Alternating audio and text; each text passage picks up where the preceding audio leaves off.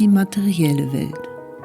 Das Besondere am Herzzentrum ist, dass es hier nicht wie bei den anderen Zentren eine biologische Entsprechung für das gesamte Zentrum gibt, sondern dass es für jedes der 4 Ausgänge oder Tore eine organische Entsprechung gibt.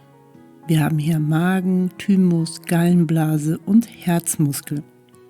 Egal ob ein definiertes oder offenes Herzzentrum, die körperliche Beeinträchtigung erfolgt, wenn du nicht korrekt entsprechend deiner Natur lebst. Wenn du also dein Egozentrum oder dein Herzzentrum für dich nicht so arbeiten lässt, wie es hier ist und wie du gedacht bist.